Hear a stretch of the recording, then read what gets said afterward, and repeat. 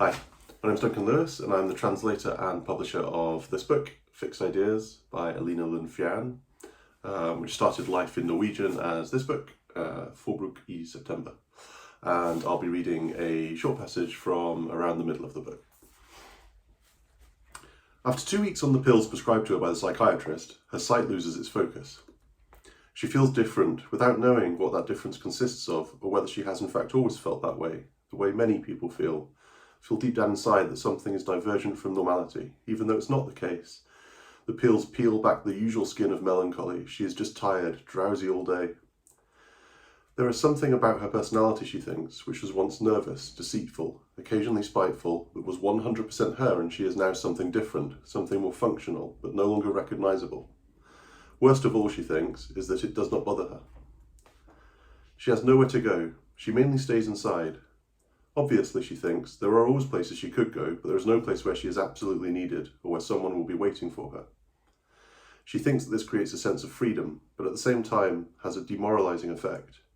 It scratches at something which she can only describe as laziness. She receives sick pay in a monthly, although modest, amount from her parents. She always eats a banana and drinks a cup of coffee for breakfast. In fact, this is the only routine she has. There is nothing else. All the vegetables in the fridge have developed a sort of moist fur on the outside. She keeps thinking about putting them in the compost bin, but keeps putting it off. It's as if she has lost interest. She used to see composting as a satisfying way to complete her own circle, her own natural cycle or something. She flicks from one TV channel to the next. Her favourite programme is about pregnant 16-year-old girls. They make her feel better than them, better than many. She thinks, at least I'm not pregnant. But today she is just bored, gets annoyed by the girls, and especially by those who become single mothers, how they make such a big deal out of it.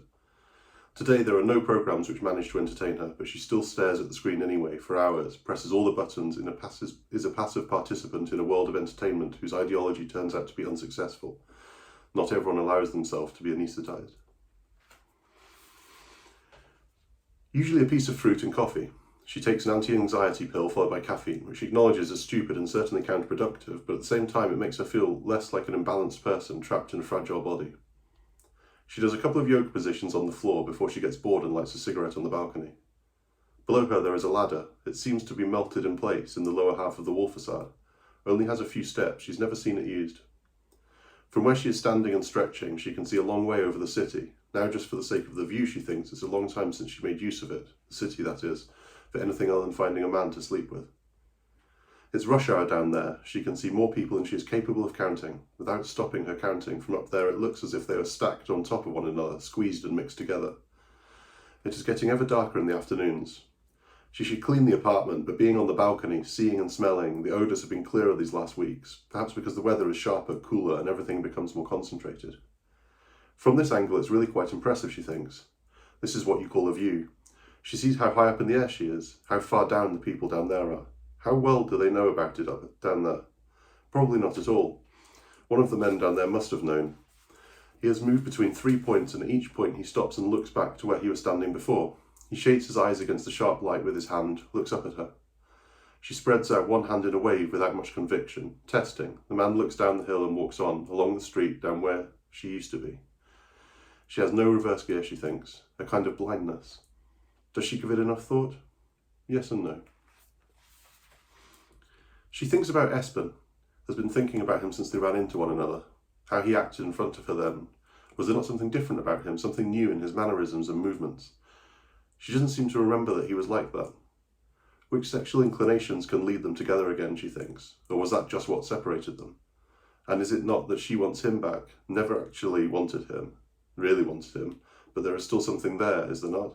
Or why is she still thinking about him? Maybe she just enjoyed how much he liked her, the confirmation of it. What was for him an important connection, a possible beginning of something with an obvious and unavoidable end station, a permanent situation which was their common future, was for her just a way of killing time. She liked the power it gave her, as the power sits with the one who likes or loves least. She liked that he didn't really know her and was therefore fascinated by her, that she could try to look different to how she felt. She'd have to tell the psychiatrist that he was right about that in their next session. Thank you.